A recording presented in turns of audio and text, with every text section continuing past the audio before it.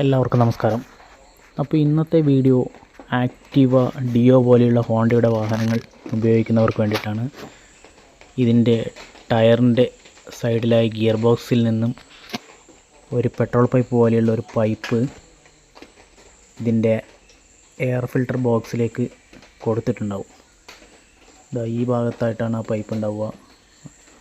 താഴെ കാണുന്ന ഹോൾസിൽ നിന്നും വന്ന് എയർ ഫിൽട്ടർ ബോക്സിൻ്റെ മുകളിലേക്കാണ് അതിൻ്റെ കണക്ഷൻ വരുന്നത്. ഇതാണ് അതിൻ്റെ ഗിയർ ബോക്സ് വരുന്ന കേസ്.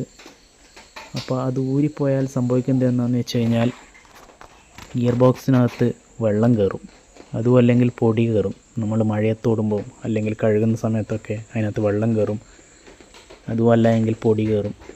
അപ്പോൾ ഇന്നിവിടെ വന്ന വണ്ടിയിൽ ആ പൈപ്പ് ഉണ്ടായിട്ടില്ല, പൈപ്പ് മിസ്സിങ് ആയിരുന്നു.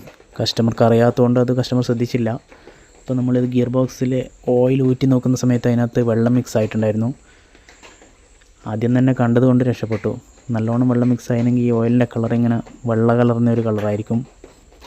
ഒരു ഹോർലിക്സൊക്കെ കലക്കിയ പോലെയുള്ളൊരു കളറാണ് ഉണ്ടാവുക ഓയിലും വെള്ളം കൂടി മിക്സ് ആക്കിയാൽ. ഇപ്പോൾ ഇതിനകത്ത് അധികമൊന്നും കലർന്നിട്ടില്ല.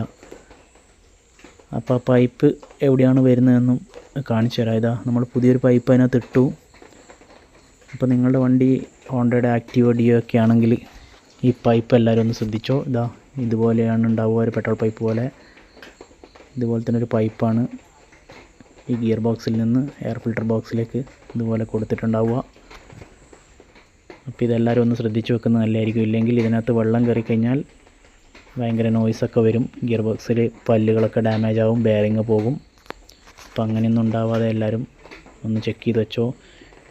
ഇതിനകത്ത് 120 ml ഓയിലാണ് ഒഴിക്കേണ്ടത്. ഇത് 2 വോൾട്ട് കാണാം. അതൊന്ന് ഓയിൽ ഊറ്റിയെടുക്കുന്നതും മറുഭാഗത്ത് മുകളിലുള്ള വോൾട്ട് അത് ഓയിൽ ഫില്ല് ചെയ്യുന്നതുമാണ്. വീഡിയോ ഉപകാരപ്പെട്ടെങ്കിൽ എല്ലാവരും ഒന്ന് ചാനലൊക്കെ ഒന്ന് സബ്സ്ക്രൈബ് ചെയ്തു, ലൈക്ക് ചെയ്യുക, ഷെയർ ചെയ്യുക. വീണ്ടും ഇതുപോലെയുള്ള വീഡിയോ ആയിട്ട് വരുന്നതായിരിക്കും.